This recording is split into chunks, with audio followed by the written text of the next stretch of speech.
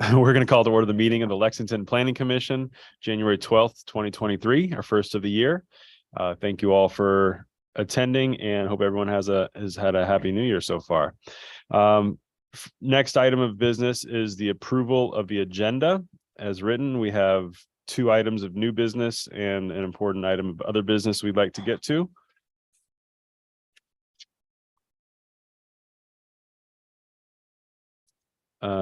Any comment or motions?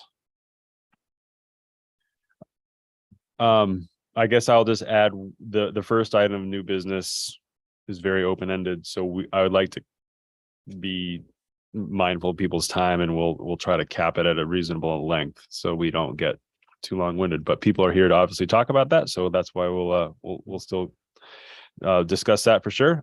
Anybody want to move to approve the agenda? Move to approve the agenda. Second.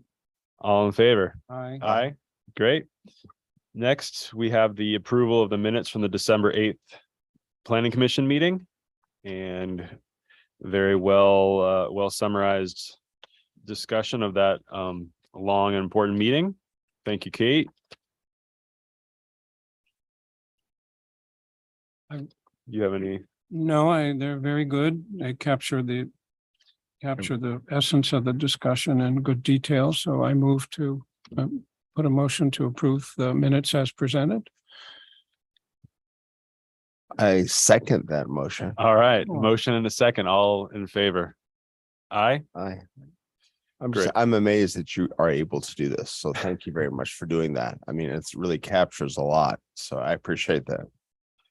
Excellent. All right, next item is citizens' comments on matters not on the agenda. Do we have anybody that would like to speak?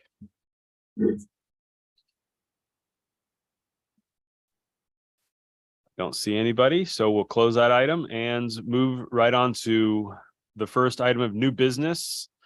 The first is item A, zoning ordinance amendment 2023-01, accessory dwelling units. So we are going to start this discussion in earnest. What do you got, Arnie?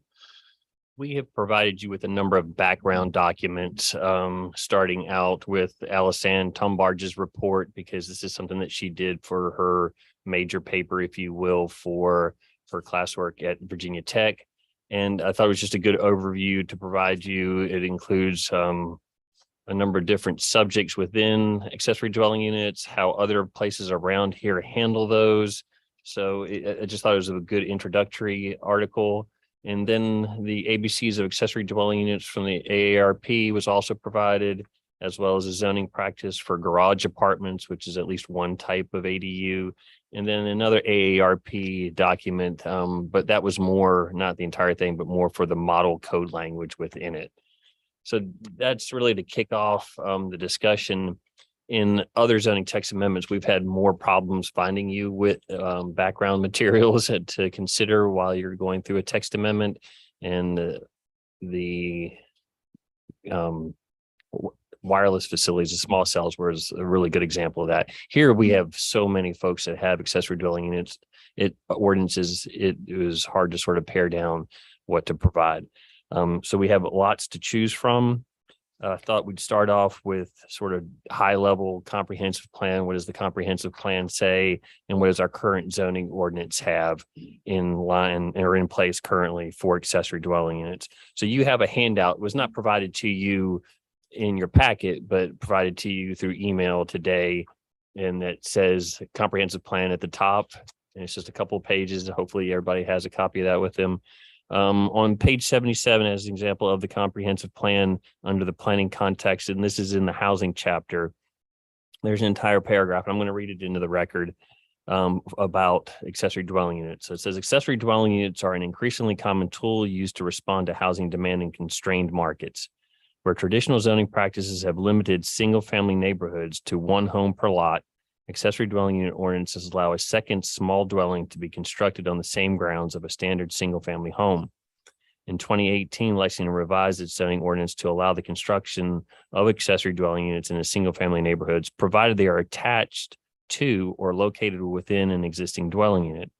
The city should also explore the modification of zoning policies to allow detached accessory dwelling units to further expand rental opportunities. An added benefit, accessory dwelling units can provide supplemental income to cost burdened homeowners, helping increase housing affordability for renters and owners alike. So that's sort of our mission, if you will. And there's another reference in the housing chapter that says 1 out of 6 bulleted items says continued exploration and expansion of innovative housing options such as accessory dwelling units. And then a final strategy located in the housing chapter. And as you know, there's the end of each of our chapters in the comprehensive plan. There's a spreadsheet that provides you with all of our strategies. And strategy 1.2 specifically says review regulations allowing accessory dwelling units in separate structures in appropriate residential areas. Any questions about the comprehensive plan? Oh, thank you for that. Any questions specific to accessory dwelling units, I should say. Zoning ordinance, then definition section for accessory apartment is a residential use having the external appearance of a single family residence in which there is located a second dwelling unit that comprises no more than 25% of the gross floor area of the building, nor more than a total of 750 square feet. That definition was added in the 2016-2017 update of the zoning ordinance. I do not believe that that definition was previous to that update. But that update at least added the ability to have an accessory apartment, but it did limit it to being within the existing dwelling unit and no more than 25% of gross floor area or no greater than 750 square feet in size. There are no use and design standards. So if you have a use, you always look for the definition to see what the use is. Then you look at the use matrix to see where it's located or where it's allowed, either by right or CUP, so conditional, or where it's prohibited. And then you go and look for use and design standards to see if there are any additional use and design standards. And there aren't currently any for accessory apartments. Also provided you with the definition of family healthcare structure, which I think I'm going to come back to and go to our use matrix. For the residential use category, accessory apartments, the first one listed there, it is a by right use in the R1 zoning district, in the R2 zoning district, in the RM residential multifamily zoning district, and in the RLC residential light commercial zoning district, and finally as a by right use in the C1 commercial business district zoning district. So those are the places where we are currently allow an accessory apartment within the main structure and less than 750 square feet in size and less than, or 25% or less than the footage of the main building. Just to clarify, so in a hypothetical example, if there's a 2-story house where the second level is like the equal floor space of the first level, you would not be able to have an accessory apartment on the second level if it's 50% of the floor space. Not entirely, you could perhaps subtract out the stairs to get to up to there if they're internal, but it's got to be 25% and no bigger than 750. Okay. That's current. Now, one of the other things that is also in the use matrix is this family health care structure temporary. So we provided the definition of that because that is in essence a type of accessory dwelling unit. And it is something that the state requires us to include. So we cannot prohibit an accessory or family healthcare structure temporary. And on the previous page, again, underneath the definitions, it gives you the code section there, 15.2 of the state code -2292.1, a transportable residential structure providing an environment facilitating a caregiver's provision of care for a mentally or physically impaired person, and then it goes further on to give you some maximum square footage and whatnot. We do have use and design standards, and I did not provide that to you in the handout, but I have those in case that's necessary. Those have to be taken off the property after 60 days when the caregiver is no longer there. Mm-hmm. Just to make you aware, there is something that the state code requires us to allow, which is this family health care structure temporary, if it's needed for taking care of somebody that lives on the property.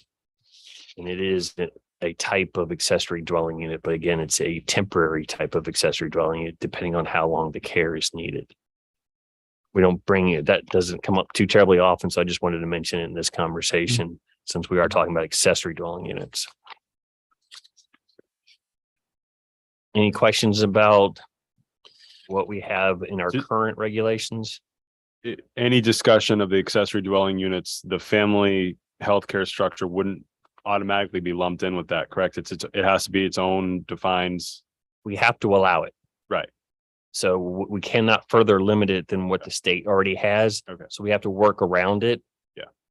You could try to weave in use and design standards or leave it completely separate, knowing that we have to allow that and develop use and design standards and the use matrix separately for this new thing, which I'm just going to generally refer to as accessory dwelling units, or maybe refer to it occasionally as accessory apartments.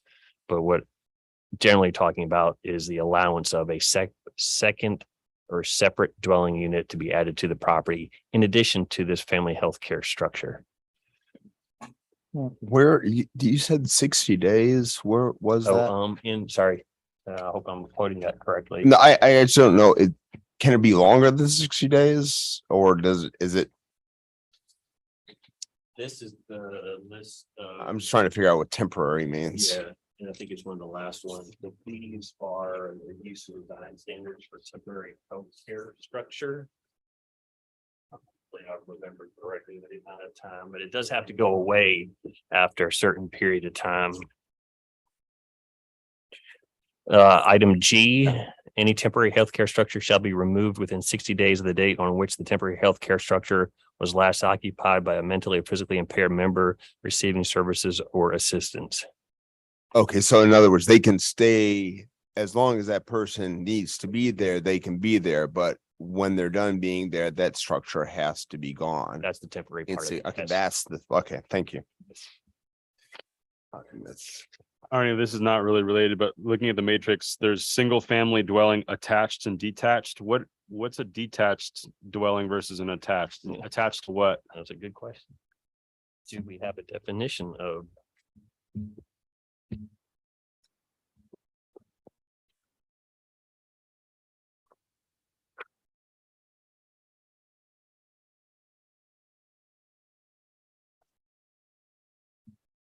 Dwelling, single family attached.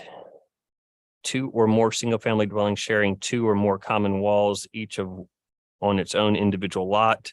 Attached dwelling units are not vertically stacked. And it gives us a nice little thing that looks like attached row houses or townhouses. Gotcha. Okay. Or yeah, like duplexes or something. And what's the detached? Detached, a site-built or modular building designed for or used exclusively as one dwelling unit for permanent occupancy, which is surrounded by open space or yards on all sides, is located on its own individual lot, and which is not attached to any other dwelling by any means. Sounds like a standard house like that. Yeah. Okay, great. I appreciate the clarity. Yeah. Arnie, Blake's question made me just have a think about, because we've been looking now at legislation and opportunities for separate accessory apartments, but your question really raises the idea that should we be, in this process we're going through, we'll be looking at accessory dwellings within an existing house and detached.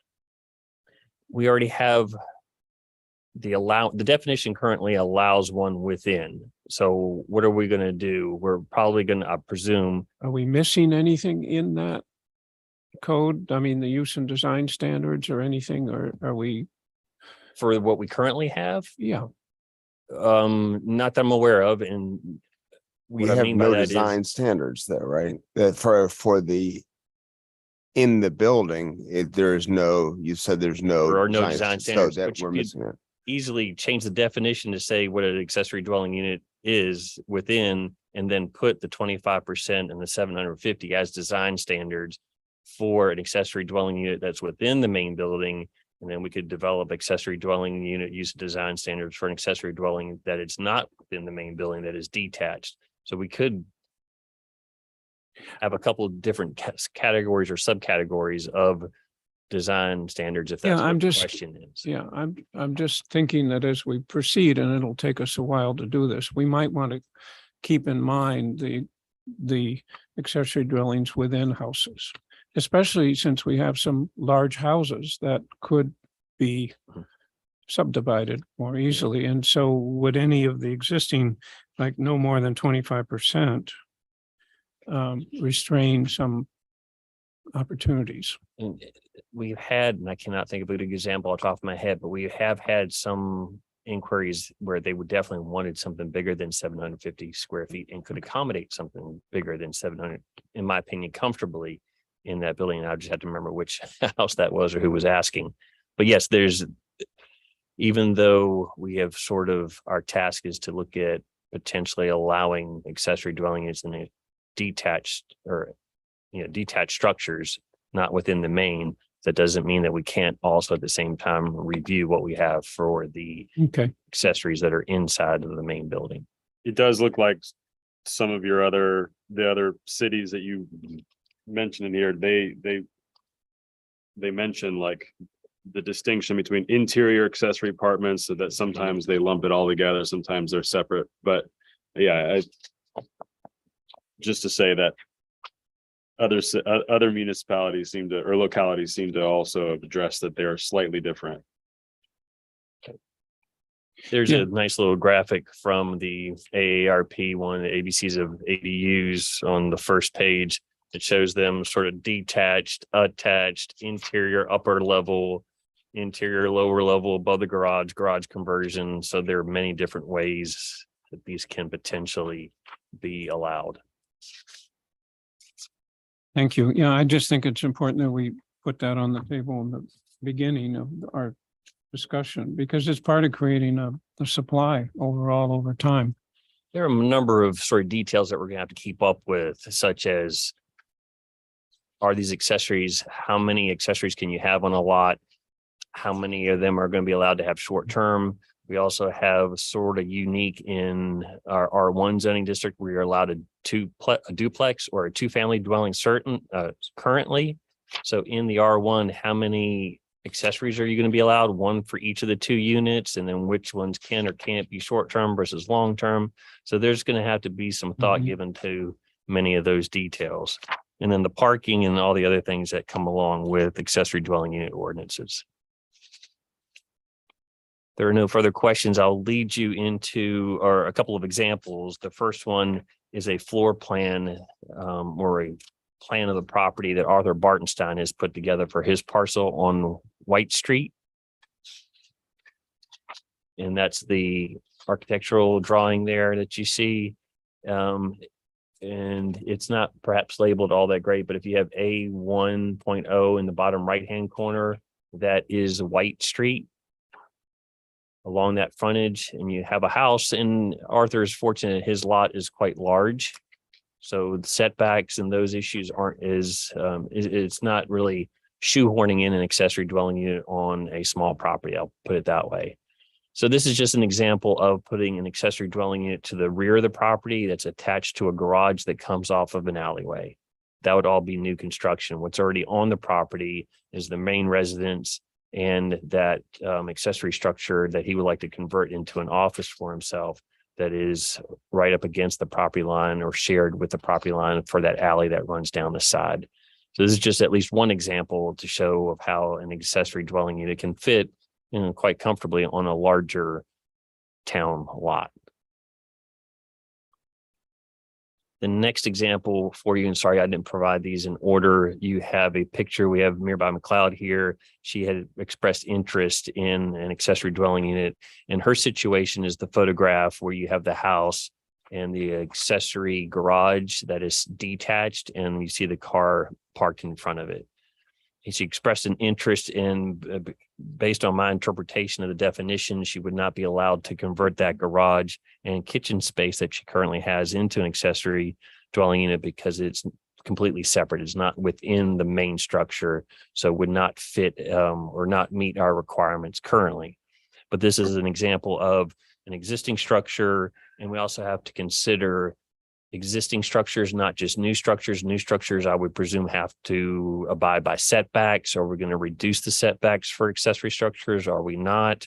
This particular structure may be on the property line. So the right-hand wall of the garage building is either on the property line or darn close to it.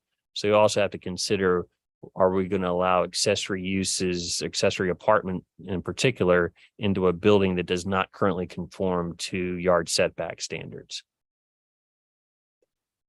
And then Mirabai provided just shortly ago a potential floor plan for that accessory unit. And that's the floor plan that you have. One last one, just as an example. I did not have, could not find, I presume it was provided at some point.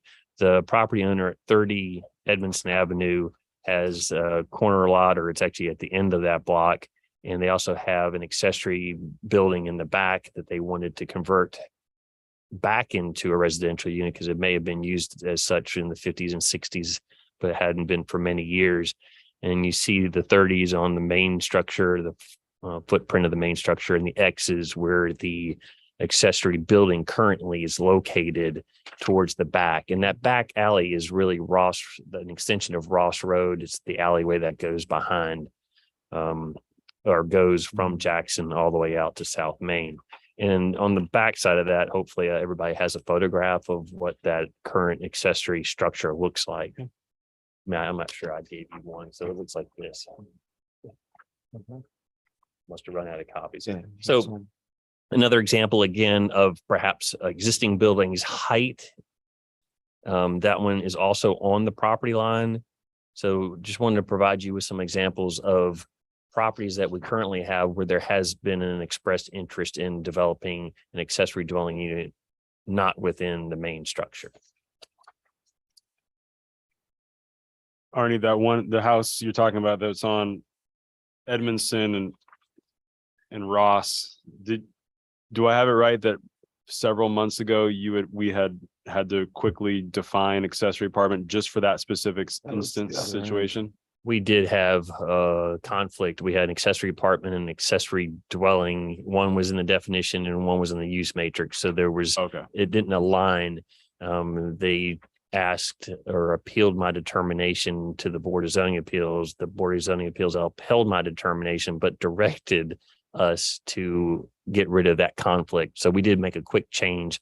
And I think it was the matrix that actually changed to accessory apartment. It doesn't have to stay accessory apartment. We can call it an accessory dwelling unit. We can call it something else in the future as we go through this process. But yes, we did do a quick change so that the definition met what was actually listed in the use matrix. Okay.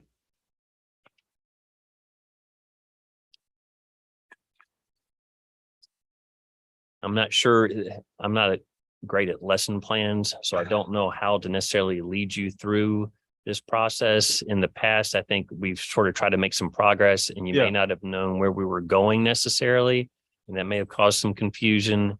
So I'm not sure if now is a good time. We've broached this to see if it's public. Well, we have the background materials that you provided in this packet, plus all the answering our questions. Unless we have more direct questions, we can open public comment up. Yeah, the examples you're given up to this point are all non-conforming, so that would be because they're permitted but we would have to adjust our rules to say not just we have to consider that we're going to want to maintain our setback if you're building a whole new structure, but if it's an existing structure, then they'd have to come through us and get an appeal for a non-conforming. Is that the way it is? That depends on how we write it. Arthur's would meet our setbacks currently, so that it's not a non-conformity. But the other two, it depends on if you allow an accessory dwelling unit to go into a building that currently does not meet the setbacks, as long as it's not expanded, or you can provide some direction there. Or if there is an expansion, then the new part has to be it has to meet the setbacks if there's an addition to that structure. And I think we have some of that language in some of our examples, if I'm not mistaken. There is. How to handle those nonconformities.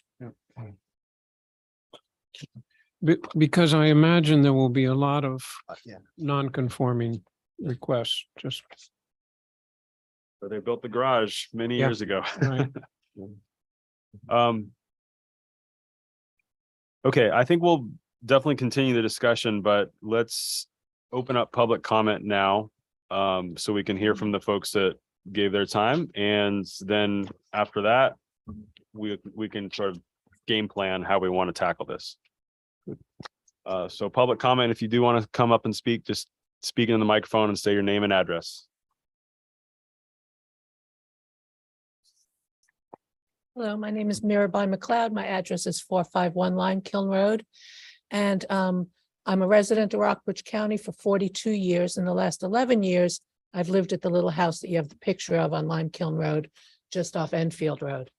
And the reason I bought that house was because it has the carport that's cement block, and in the back of the carport, there was a very rudimentary shop. I mean, literally the extension cords were hanging over the rafters. And I have a catering business. So what I did was I created that really funky shop into my catering business, which I ran out of that space for the last 11 years.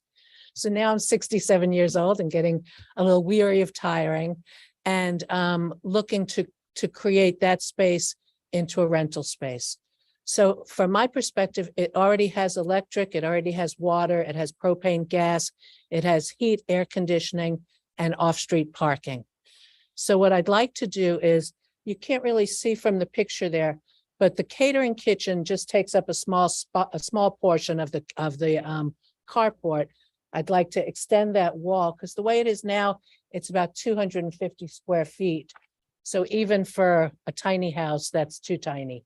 So I'd like to extend that out to the end of the cinder block, where you can see the car sitting out there, and build the wall there and the front door in there. And then there's still enough room for off-street parking. Mhm. So again, my issue is it doesn't share a wall. But Right. it's not an additional structure that needs to be built. The structure is already complete, except like I said, I would move that wall. And so the final plans, it's about 570 square feet. And to me, it's a perfect one-person dwelling, you know, a law student, a visiting professor, a single working person. I wouldn't want to rent it to any more than one person. I don't want to do an Airbnb. I don't want to wash people's sheets, you know. I want it to be a one-year contract. I've lived an unusual lifestyle my whole life, which means that I don't get much from Social Security. And literally, this is what I've always planned on to retire. My kids have always teased me that I'm going to have to cater my own funeral.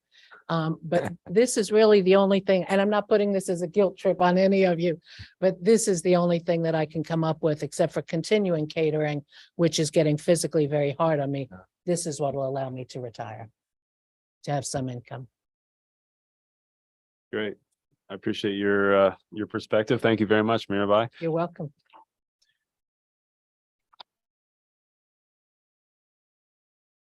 Anybody else? Public comment like to speak about accessory dwelling units?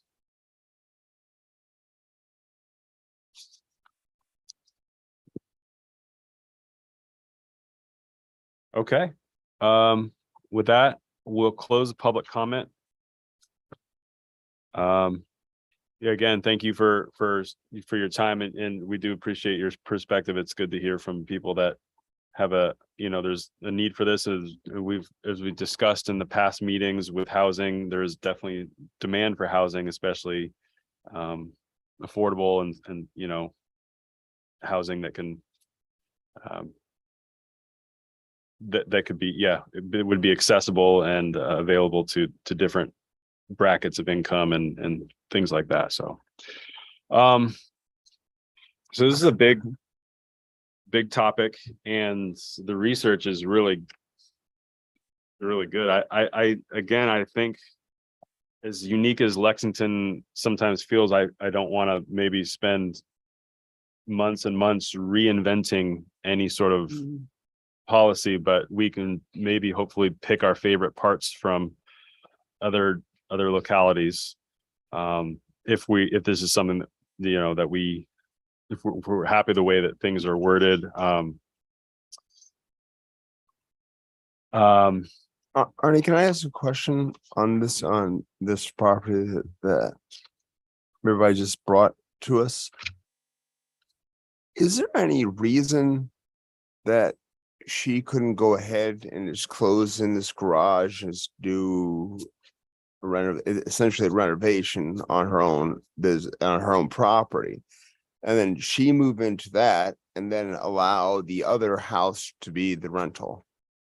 Currently, it's a detached, so the accessory has to be within the main building.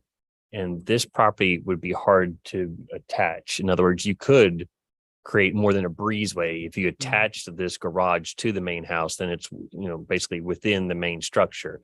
But because of the fall of the property, where the levels of the structures are, it would be difficult to do that.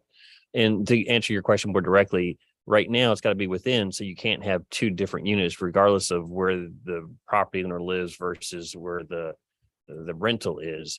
So until there's a change to the current code, which requires it to be within the main dwelling, a accessory structure cannot be allowed here unless it's attached, and the attachment is going to be really hard just because of the details that I mentioned a second ago. And there's also, or maybe another point to pick up there in the explanation, if that right-hand wall, as seen from Lime Kiln, is already on the property line or certainly within the 10-foot setback, the request is to actually extend that building towards the street. And so there's a request to have an enlargement of the extension into the setback. So that's something to consider as we're going forward. Or is the new part going to have to be 10 feet from, so there'd be an odd jog there? But that's why this is a good example to think of some of those details. Yeah, in that case, it looks like if it did extend out the front, it wouldn't go beyond the porch, the existing porch of the existing house. But yeah, those are considerations. I really have nothing else for you this evening, just sort of try to broach the subject. I think maybe either we can continue tonight to sort of talk about definition or intent, maybe start with intent, what it is that you all would like to sort of accomplish in this ordinance. And of course, as we go through the ordinance and get to the end, we might have to go back and revisit what we put down as draft for the intent, or maybe even for definition, or we could pick that up next time. It's up to you. How much time would you like to spend on accessory dwelling units in this initial conversation? Well, that's two thoughts I had in the earlier listening and earlier is, do we have a timeline for this? And the answer is not necessarily, but I think, Blake, what you were saying is we could probably do this faster than we have some of the other major amendments. Yeah, I do think there's a lot of considerations, Right. and a lot of variables that we can we can tweak to try to get it perfect. And we'll obviously be including the public at some point in this. But I guess there's already been so much legwork from all these different localities to eloquently sometimes write how things should be defined, and we just sort of need to pick our favorite and then tweak the variables that we're comfortable with. Which residential areas, the height and setback. We'll have to discuss parking, but so that these are all things that other cities and counties and jurisdictions have already written, and I like how there's a table, and this is just the Virginia ones. Maybe a suggestion is that in terms of our game plan of doing this is, as Arnie said, we begin, whether we do it tonight or another night, with just follow this. I mean, the definitions and purpose statement, go through those. And then, then we move on to locations, which is important, allowed types, attached and detached, size restrictions, and then occupancy requirements, height. So I think it's kind of a good natural order so one option is to work our way through the matrix that we have here, these tables, and sort them out as we go, rather than jumping from permitted locations to parking requirements to, I don't know. I know that we'll be doing some jumping around at some point. You have to. But that's one suggestion, to start with these major categories and work our way through them. One other option that we're certainly willing to do is provide you with 3 or 4 code sections from other places that you could sort of noodle through. Maybe after we get through intent or a purpose statement and definition, or we could also sort of, as staff members, put together a structure from a couple of different ones and provide it to you. And then, because I think most of the elements we know what they are going to be, or the categories at least what they're going to be. And then we just sort of put a structure together, and then you can work from that as you work through this. Well, that would be an outline. Just an outline of what we're pulling from other locales. And then you can go through and sort of subtract out what you don't want and further refine what you do want. But I do think it would be helpful to first get through that sort of intent and purpose statement and at least have a shot at the definition so we know where we're heading, and then have an outline of some sort from maybe that we put together, or if you'd rather see ordinances from 4 different places just to go read through. What Alisanne's already put together is a great summary of that, but if you'd like to see it more in a structure, we can provide that as well. So this data, all the stuff that you gave is from 2020 then? Correct. That's 2021, I guess January 20. So, okay, so it's possible that there might have been some changes, but it's going to be pretty. Nothing new has, you know what I mean? Nothing terribly new has come about in that field. So I think we're pretty safe with using the information Alisanne's provided.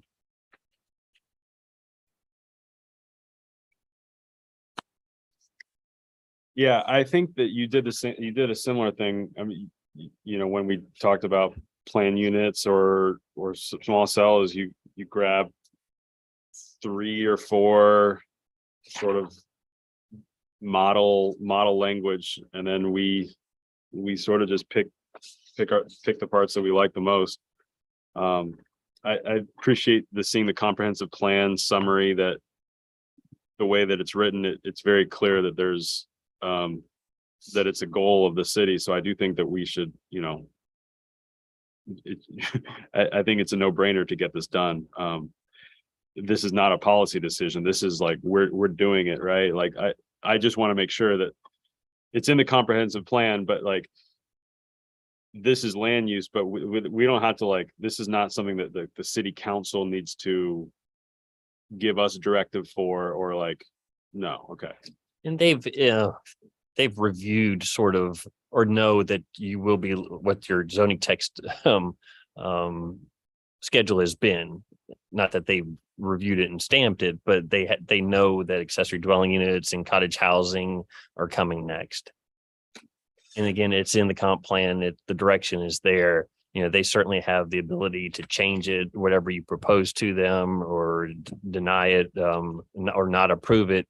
But I think most folks realize that there is a demand for housing currently, and this is an opportunity to provide some density back in the neighborhoods that's low impact density, and hopefully won't be that much of a negative impact on our neighborhoods.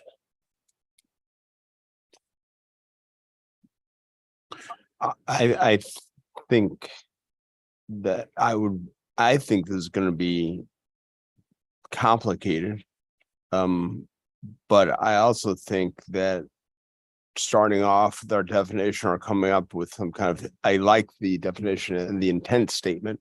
And I think that's a discussion. I think in some ways we need to have scheduled time for public, send this out to the community and say, give us feedback as to what you think about these, what you would like to see with regard to these units, so we can just get a much clearer sense of intent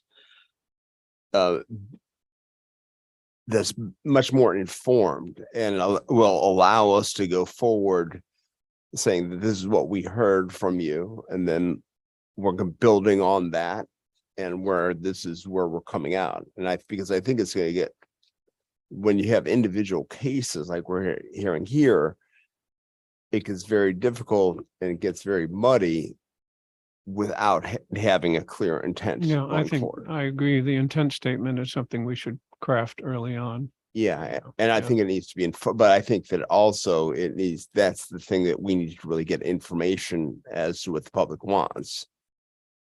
Because I think that's going to be the foundation that makes this a strong.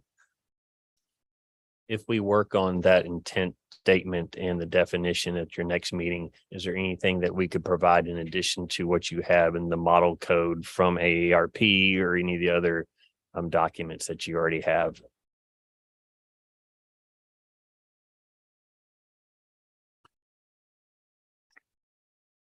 One of the challenges we've always had is how to localize these Yeah. these practices. And I think it's the same thing with the intent statement. So you started us off with it, with this definition from the comprehensive plan. Well,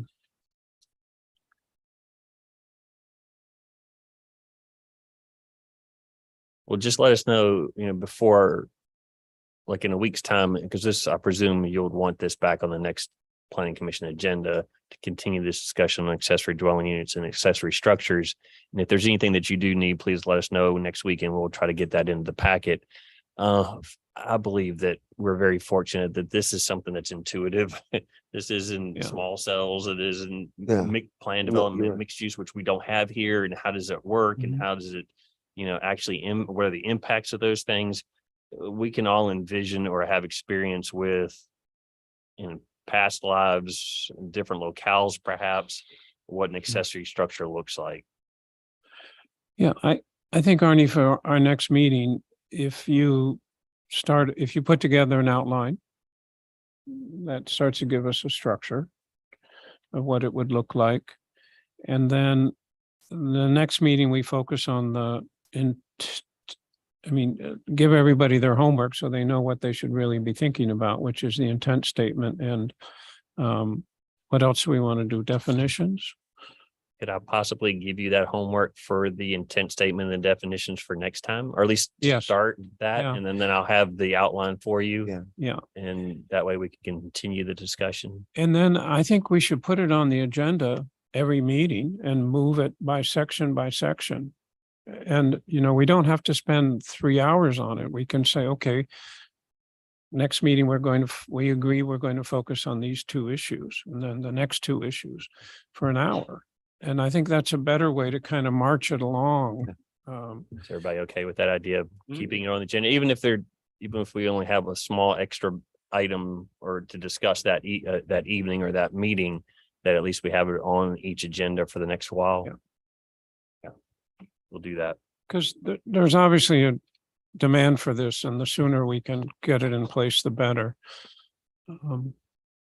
Back to a question a minute ago. Yes, I think we need to take a shot at the intent statement and definition first, and then let the public have a reaction to it, but we Yeah, can be I working agree. on I other agree. I things agree. while I that agree. happens. But yes, let's perhaps take a shot at it first, Yeah. and then let the public have some input, and then I think also reevaluate at the end of the process to see if that's still valid or if it needs any amendments to it. Good. Great. Thank you. Maybe Arnie, would you be able to email planning commission, especially the folks that aren't here, sort of letting them know a little bit of homework that we can all do, just to remind us. So, and Well, package up some of these ancillary items into something that will go around next time and give that to them a little bit early as well. Yes.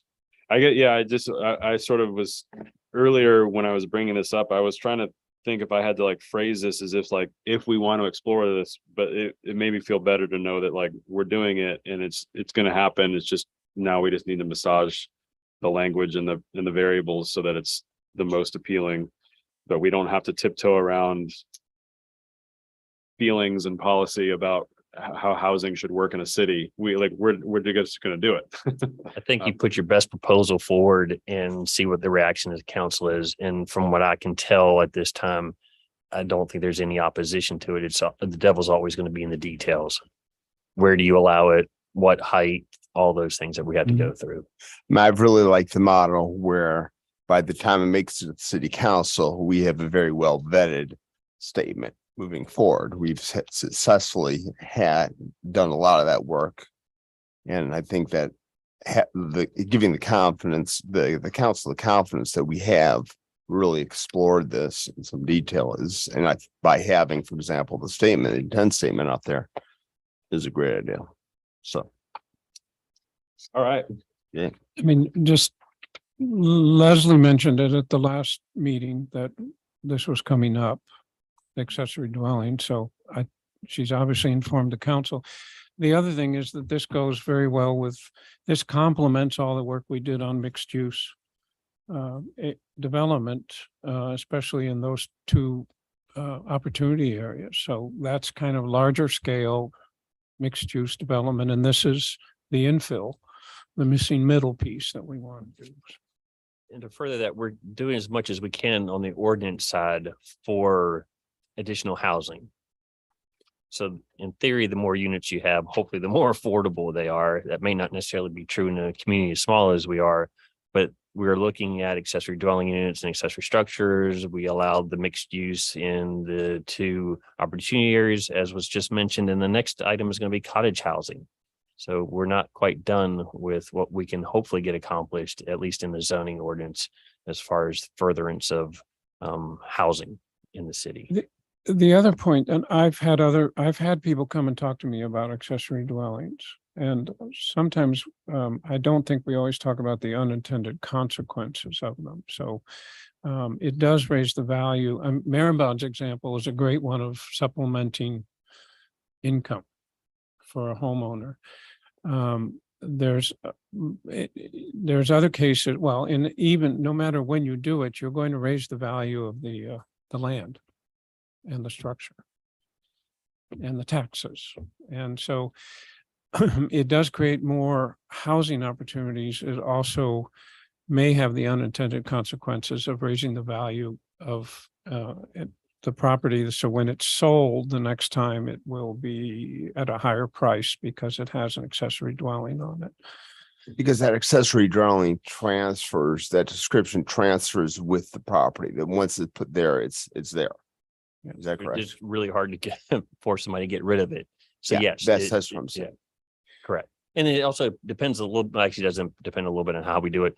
If it's a permitted use that transfers, if it's conditionally, if we make them conditional uses completely, or, some of them, depending on the conditions, it still transfers. So yes, Oh, initial use permits transfer. but if it goes unused. For 2 years, yeah. Then they have to come. Okay. Correct. And how does, because the mixed use stuff that we just worked with, the mixed use for the opportunity zones, how would what we're doing here overlay that? I don't think it does, because the currently in the C2 zoning district, we did not have a by right or anything. Nothing. Yeah, that's why I want So to know. there is. Okay, so okay, that's what I want to know. But although that was true for accessory apartments, this I don't know. I guess it depends upon how we define accessory dwelling units, right? And that's gonna be really okay. One of the details. Yeah. All right, let's move on. All right. Thank you. Let's go to the second item, new business 2022 Planning Commission Annual Report. We have draft language that I, with the help of city staff, will be presenting to city council. Is it a next meeting, next Thursday? And so this is our opportunity to provide any last minute feedback on what we want to include. This is a requirement of your bylaws. So it says that you have to provide an annual report. and we provided a draft as we have done in the past. And then we are asking if there are any adjustments that need to be made. And Pat Bradley did submit an email, and I think you have a copy of it, just hoping to highlight a little bit more the work of the Green Infrastructure Working Group. And we'd be glad to make any adjustments if you could provide us with some wording.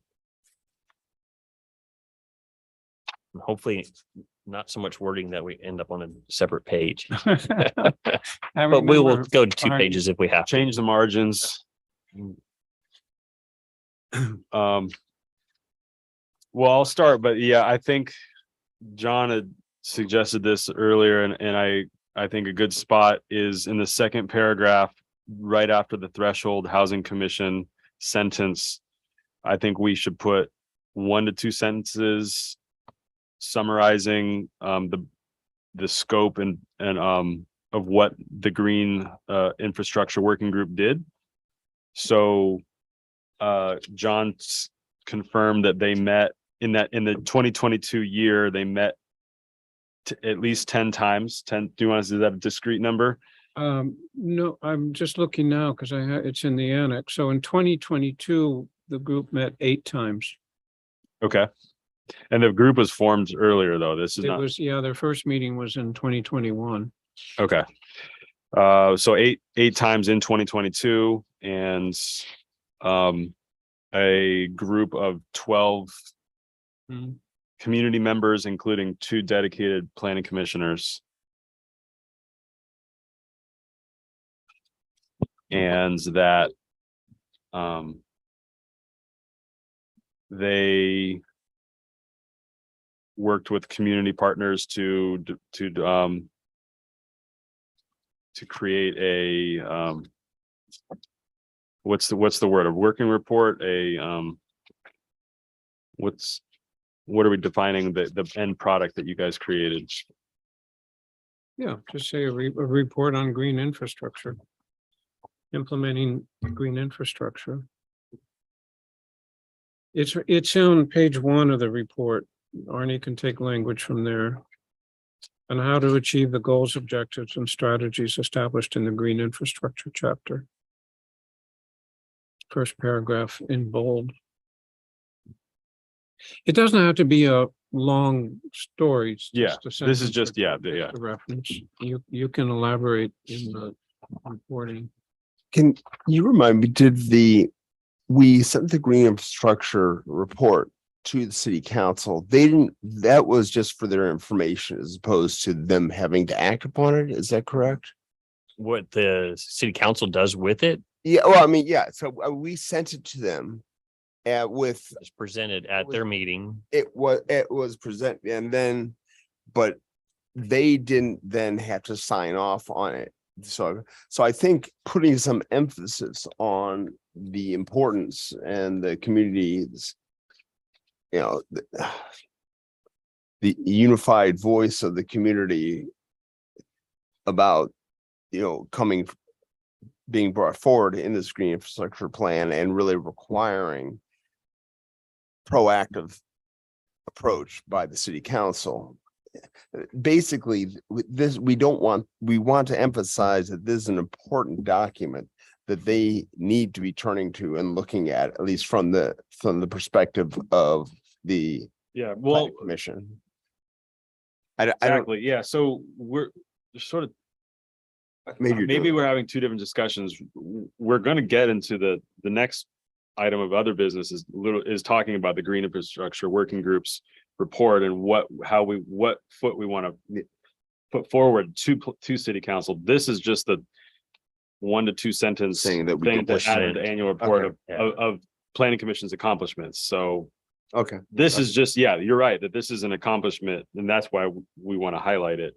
But after we talk about these changes, then we're going to have, John is going to do we're going to do the actual discussion of how we're going to present through some type of motion of what we want city council to do with this report. Okay. John, I didn't quite catch where you said I think you said the first bolded paragraph, but I'm not quite following where you pointed out. I can show you afterwards, Arnie, in the executive summary. on. That's of the actual work, of of the the actual actual report, report. not, Oh, not okay. of what's in the. Okay. Okay, got you. Okay, that's why. If you look at the language there, I think you can pull something that you'll, Can you give me the page number, John? Huh? Can you just give me the page number? it's page 1 of the executive summary of the report that we looked at in October. Since this has to go to the city clerk tomorrow, you have an option of us putting together what we thought we just heard. You should go And for in a ahead. sentence or two, if you're okay with that. Yeah. Otherwise, you're gonna have to wordsmith something Do that. that you want Yeah. specific. Yeah, I think what he said is good, but I just wanted to, since it seems like a lot of the report is sort of just factual numbers of just including some of the details of how many times it met. Yeah. How many times you met, sort of what this purpose or scope of it, And which then we the can final pull. product that they submitted. Yeah. Yeah, so, no, Arnie, I think you should go Okay. ahead, work We'll do away. that in the morning then. Yeah. Anything else in the report? Sometimes you catch mistakes that we have that the votes are sometimes incorrect, and you all have also caught your terms. Sometimes we don't always have 100%. So is there anything else that needs an adjustment? Maybe two points, one question on the term. We'll start with that. Nick, what do we do with his term? I thought, oh, should we shorten it? But then it's really that position for, it's not Nick per se, but Term is still there. the term Yes. is there, so it's fine. Yeah. Oh, okay. And then on the 1, 2, 3, fourth paragraph, the significant focus of the planning commission. It's a good summary after 12 months of careful deliberation, et cetera. We voted to recommend the adoption of the zoning text amendment for the new PUD zoning district, which will, and I don't have the language for you, but which will increase, go back to the intent statement and add a little bit in there. What, it's not just I think we need to say what's the impact of that Mm. zoning is in the intent. And again, it doesn't have to, create new housing opportunities in 2 districts of Lexington. You see what I'm getting at, Arnie? And I'm trying to kind of give it a sense of, If you're okay with us putting that together, that will allow mixed use Yep. where it wasn't allowed before, with the ability to add apartment or multifamily dwellings. yeah. Just something as short as Yeah, that. as short as that, Okay. in 2 areas of the city. You don't have to add that, but you see, I just think it's good to put something that says, we worked on this and here's what we hope that it achieves or can achieve. And then the second one where we can do that is the next paragraph. Are you ready or should I wait? No, just a sec.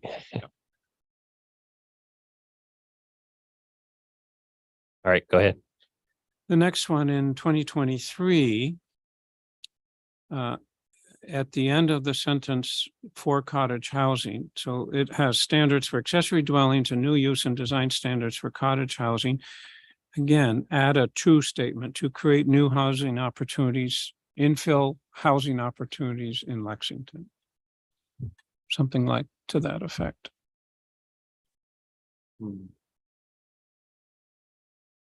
Or maybe you don't put infill in there, but you can play with the wording. I know you'll get it right. I just. Yep, we can do that.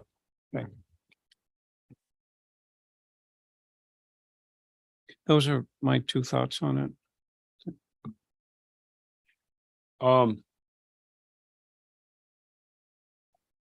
Let's.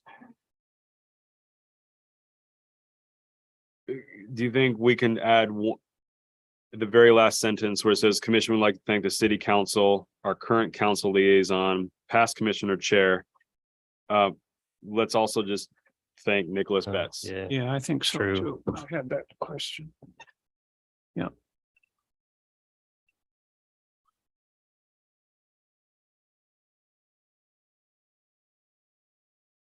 Yeah, I had Nick question mark, but I can't read my writing. Yeah, you can certainly. Okay. Put that in.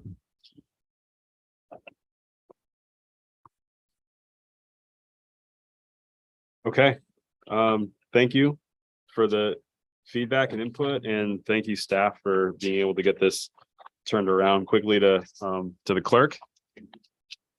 Let's close that item and open up other business. Item is Green Infrastructure Working Group final report.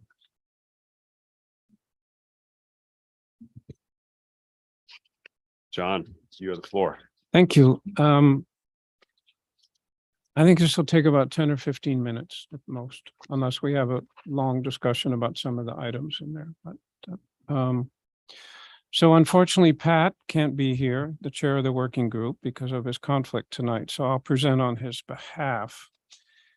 When we met in October last year to discuss the report, the members of the commission voiced their support and for it and recommendations. And then as reflected in the minutes, Blake suggested discussing next steps, implementation, and how to move the report forward. Matt requested that emphasis be placed on moving the report effectively so that it will be used and referenced in the future. And Leslie encouraged the idea of an outside group acting as a backbone entity. So those were kind of, if you look at the minutes, those were 3 points. So when the working group met in December, on December 15, we organized our discussion around 7 items, and you have them there.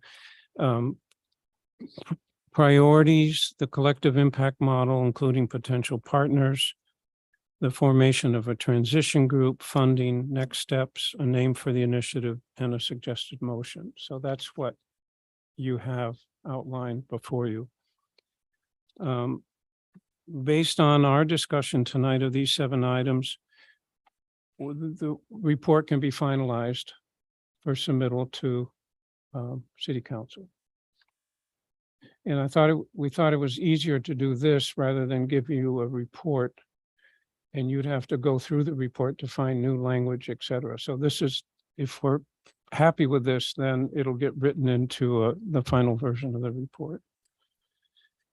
So the priorities, drawing on the report, and so there's nothing new in here. We organized it around the theme of promoting the first year, not necessarily the first year, but the initial priority should be on the theme of promoting healthy and sustainable neighborhoods. And then under that, we have 5 categories: active citizens, tree canopy and planting, stormwater management best practices, sustainability and renewable energy, and wildlife.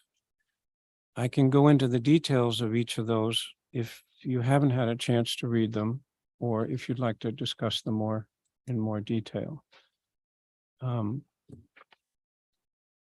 But let me run through this and then we can come back to things, if that makes sense for you. Number 2, the collective impact model. So you asked us to elaborate on the potential structure. And we're lucky in that we have 3 examples already, and you'll see them on page 2 of or page 28 of the packet. So we have Live Healthy Rockbridge, Rockbridge Outdoors, and Rockbridge Waste Reduction Roundtable. So we already have 3 of these collective impact models working away in the area. Comments that we received, which I think are helpful to include in the report. And these are, you heard these from Elise and Holly. So think of the model as a Venn diagram where the collective impact members work together, where their interests and activities overlap, and then link to the resources of their extended network. So in effect, it's a network of networks. The goal of an adopted structure should be to maintain enough flexibility to shift and adapt depending on what City Council and other community partners are willing to focus on. We need bylaws or a general agreement among the partners to outline the governance structure.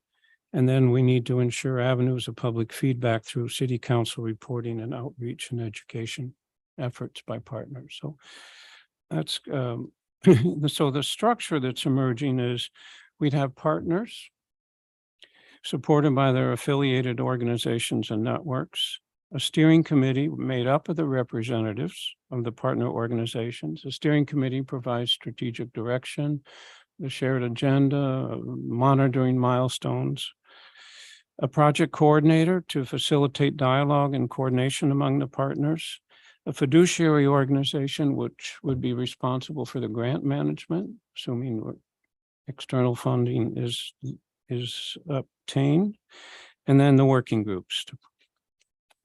So any thoughts or questions on that roughly?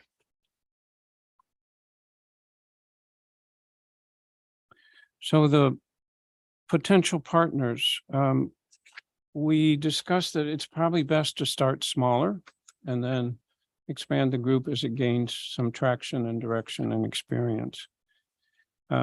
So you'll see on your page, the page 3 or page 29, the potential partners listed. And next to them, or you'll see within the outline areas of expertise or potentially areas that they could focus on. So the 8 include Boxerwood City Council, where the City Council liaison is Leslie recommended. City of Lexington, and within Lexington, there's 3 kind of work streams that could be connected to this. Then Master Gardeners and Master Naturalists, RAC, Live Healthy Rockbridge, WNL, and VMI. So to date, with the exception of the city, which really depends on another discussion based on council feelings and recommendations, all have indicated their interest to participate. So so that's good news. And then that idea of the secondary networks, you'll see we've listed on page 4 some potential others that can be involved, and those are just to give examples that you're not just relying on the 8. Okay, number 3, we talked about we need a transition group. Jamie chaired the first group that we had that gave us advice on the green infrastructure chapter for the comp plan. They indicated their interest in continuing. We did it as a catalyst project, which was agreed to by ourselves and council. And then we put together this group with Pat chairing, which are responsible for the report and the recommendations. So what we recommend is a smaller transition group, drawing on the group members to do 2 things: guide the initiative from the Planning Commission to the City Council, because at one point it needs to move away from us. And then hopefully with Leslie's support and advice, organize the initial efforts after and then that can happen with Leslie's support and advice, and then organize initial efforts after we get the input and endorsement from the council. So that's that point. Number 4, any thoughts, or shall I keep going? Okay. Number 4, funding. In regards to funding, the premise for adopting the model, this approach is that the city of Lexington needs more funds to do green infrastructure. The city manager has made it very clear that funds are tight and staff time is tight. And so we can't place an additional burden. And this is a way to supplement that. So leveraging external funding sources is one way to cover the gap. John, can I ask you a question? Thinking about it, I'm going back a little bit. Yeah, it's okay. In ahead. terms of potential partners, is there a reason that there's not a member of the planning commission on there as well, as opposed to city council, just because, I mean, just to keep us updated as to the thinking? as to what's going on there. Is there a reason? I just don't know if it's even a good Yeah, idea. no, for us it's- to thought about it. Yeah, well, no, we talked a little bit about it last time, Matt. I think, and Pat and I have been clear with the working group that at some point this transition, our goal as the planning commission was to do this as a catalyst project. And so we've accomplished that. And then really the function and the work streams that are in here and the governance and all those things are really within city council's purview, not ours. Okay. So that's where rolling this to them and getting them involved in advising and recommendations and moving it forward is really it's for them to do and adopt it as a policy statement that they want to do.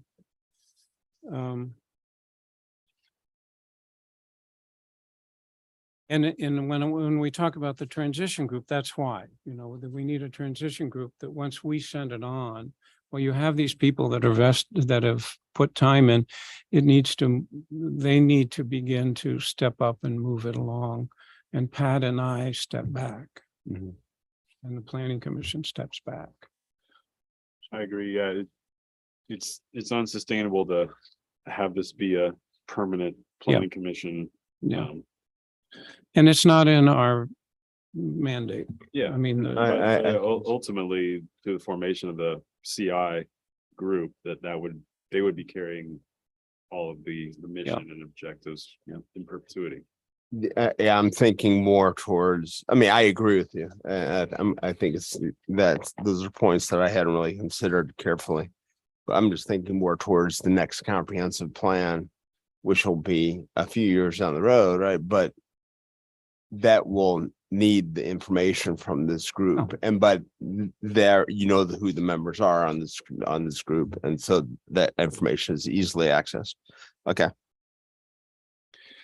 On the funding, I think with the establishment of the steering committee, that's when the steering committee can begin to do additional research on funding opportunities. And that's really about sitting down and working together. It'd be premature for us to talk a lot about funding now.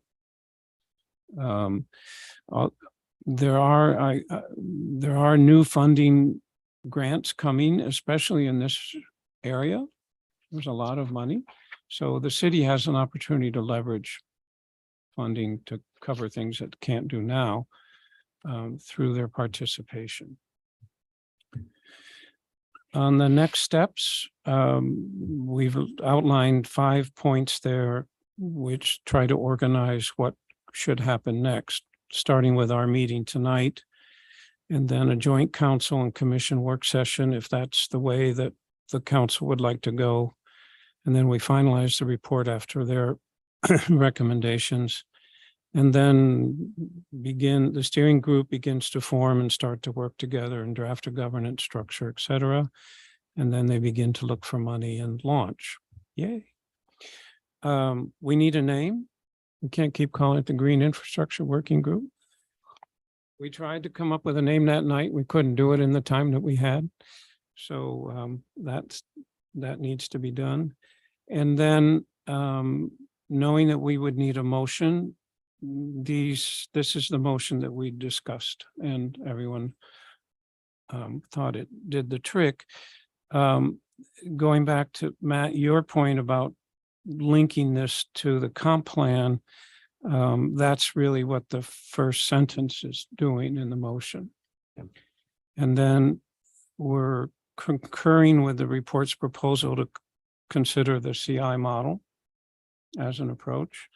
And then we're encouraging the staff to review the report and identify opportunities to integrate green infrastructure initiatives into ongoing work plans. So it's not saying you must, you have to, we're encouraging them to. So that's the work of our group in December. And Yeah, John, thank you so much for and Pat, who's not here, but thank you to both of you all for just, it looks like so much work and thought, and the organization of just even this last piece is great with how you outlined the 7 steps. Yeah, I don't know.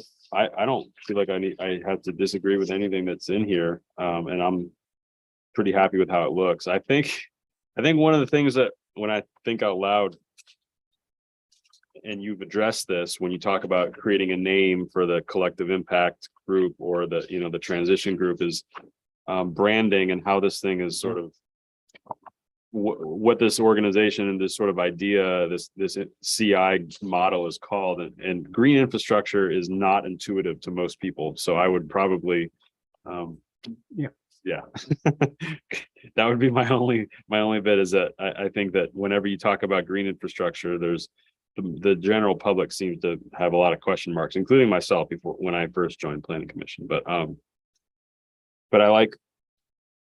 I think that the way that this is organized, I like how it reads, and I don't know if you need any feedback from me other than I think that this is in my opinion ready to go as far as pushing it forward to city council, and hopefully it's met well there and seriously considered. So one piece of advice that would be helpful is the assumption that we were making is that once, if we had an agreement on this, if this was well organized, then somehow we work this into the report. So it's one document. But if you think this would be better as a memo up front or accompanying a cleaned up a report. So any advice on that? And Arnie, please give us your own thoughts on that.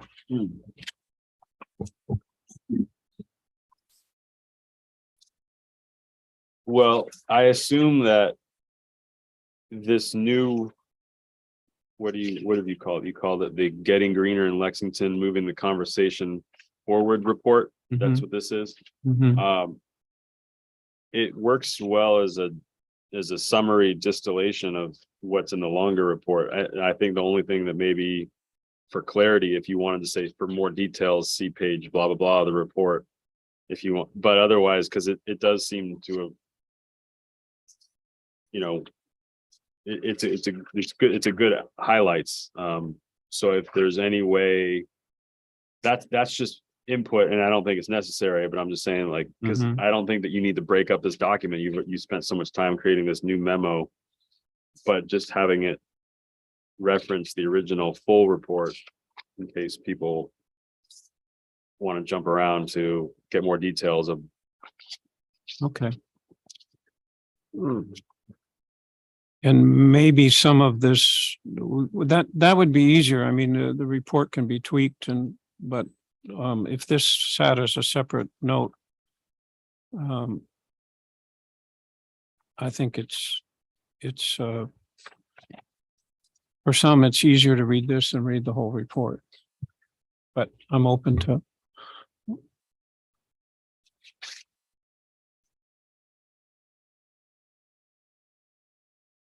Yeah, I guess I just don't want to discourage anybody from not reading the whole report, but the reality is that they're not going to. I also like the executive summary. So where does this come? Where are you seeing this comes relative to the executive summary? Does it come? Well, maybe they're combined as a. Yeah, or if even some of the stuff isn't directly referencing the report, but it's referencing points that were brought up at the meeting in October, say like, as discussed, October 27th meeting minutes or something like that. If you say why, or, elaborating on, the CI collective impact model as, that can be done within the existing text as to just refresh it and then leave this as a separate document. To upgrade the existing text to reflect this. Yes.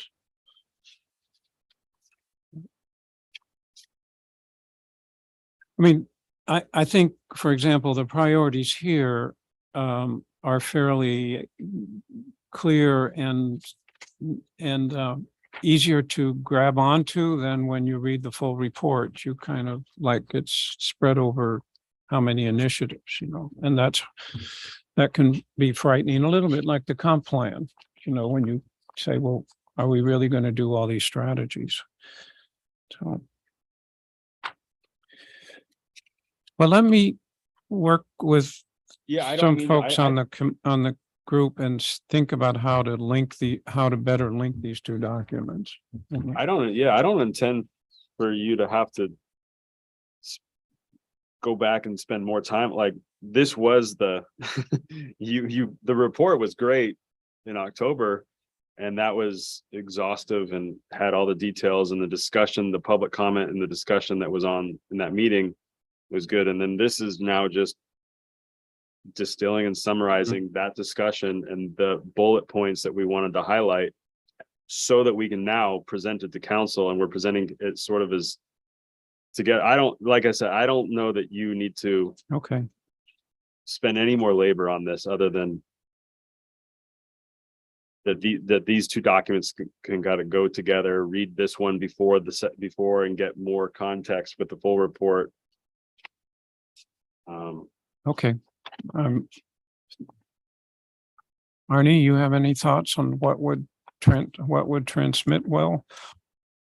Not immediately. That would not require some work. In other words, you have end notes. I was thinking this report that we're talking about tonight, making it the forward maybe as part of it, but you already have an executive summary, as was pointed out. And then I'm not sure how easy it would be to fold that into the executive summary, because the executive summary is already pretty well done. So nothing immediate and easy. Okay, well, one way to go forward with it is, if you all are happy with the content of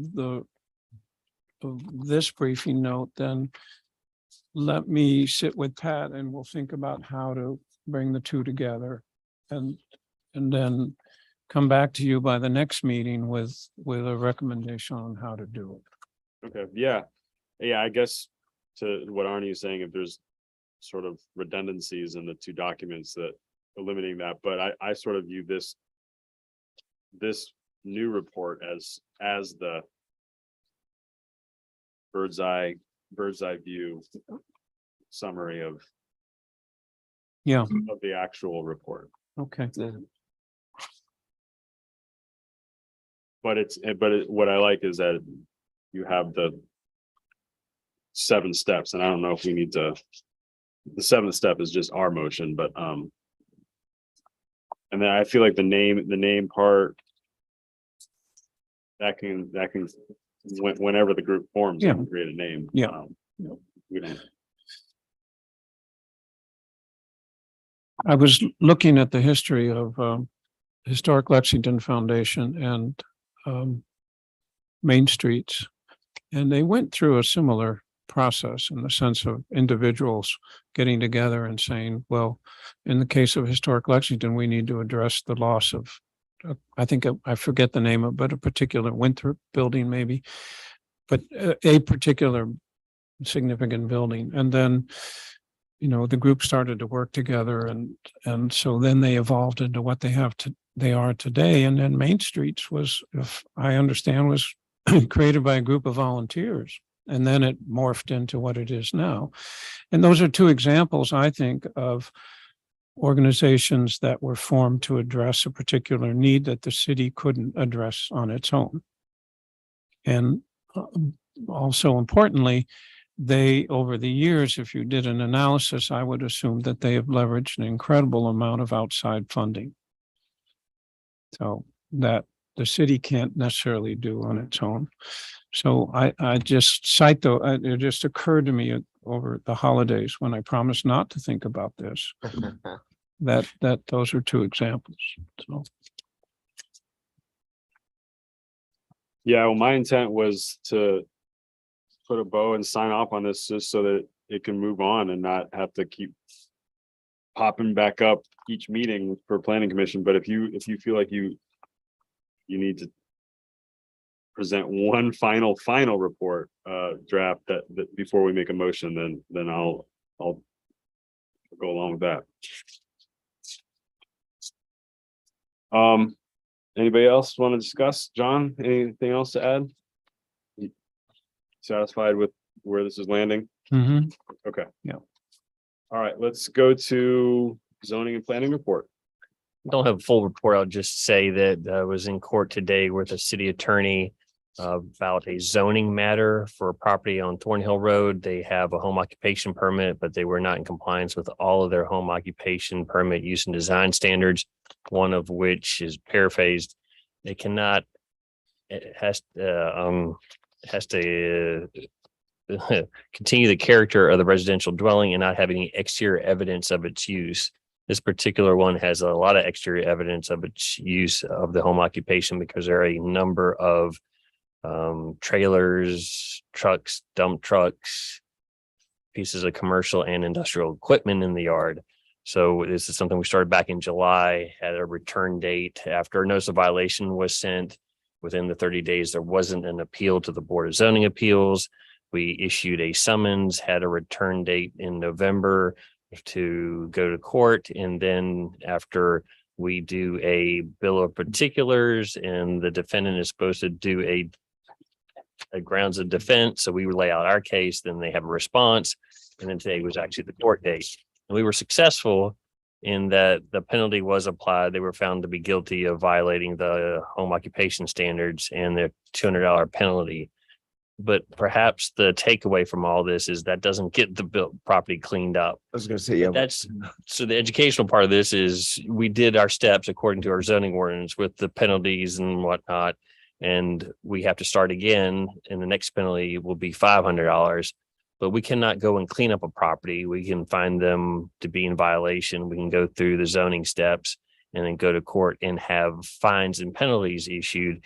And hopefully the property owner at some point will realize, well, that's not a lot of fun and I'll just comply. So that's sort of what happened today in court. I will be issuing another notice of violation shortly if there's no marked cleanup of the property. And then we'll go again until maybe the court will also potentially do an injunction and get involved a little bit more directly. I just wanted you to sort of be aware of that particular issue. And it did go to court, but that doesn't always resolve the issue. We much rather have compliance than necessarily having a $200 penalty paid to the city.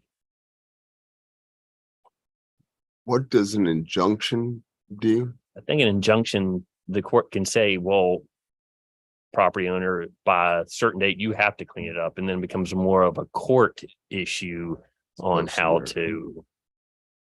Is that correct? Kate's our legal expert in the planning department. Okay.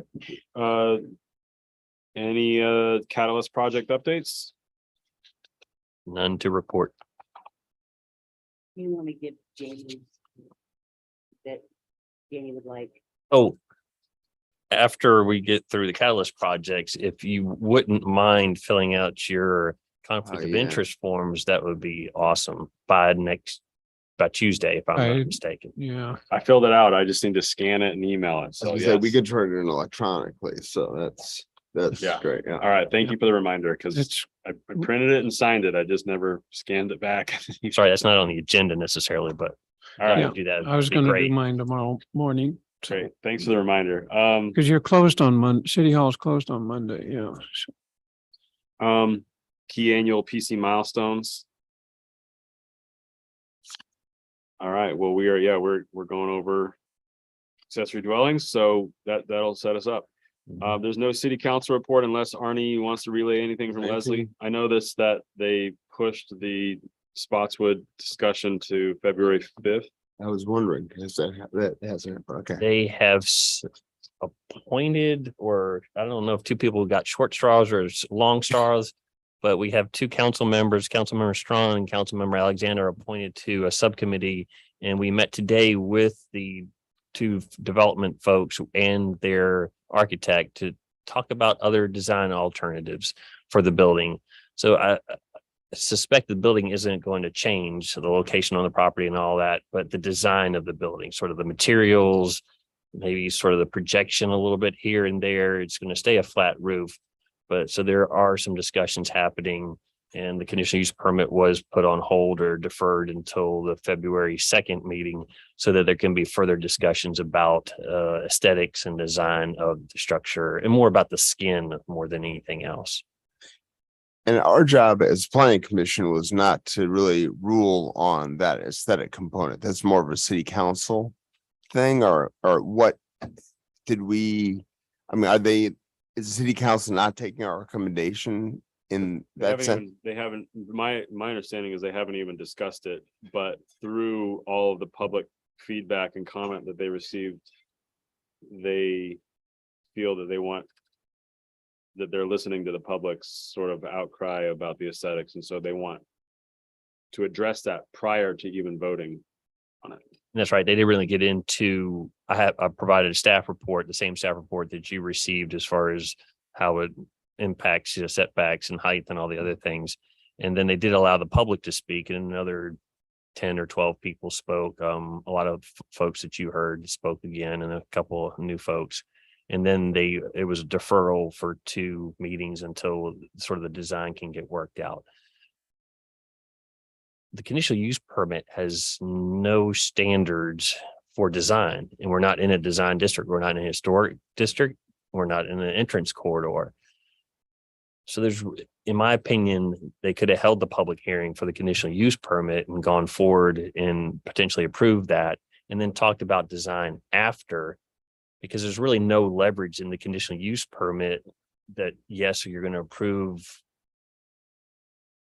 this color or this material, because it has no material impact on the unit. So I'm not saying it correctly, but you're supposed to have conditions that are based on the impact of the use that you're proposing, and it should be proportional to the impact that you suspect, but not that the color of the building materials has no impact on the criteria for approving a conditional use permit. So it really is a different item, but it's sort of just because of the project, it's sort of been rolled together. And the council is in a little bit different position also because they are the owners of the property. The community is the owners of the property, but they have control of the property. So you could almost consider this more as a renegotiation of the contract to see if the materials could change.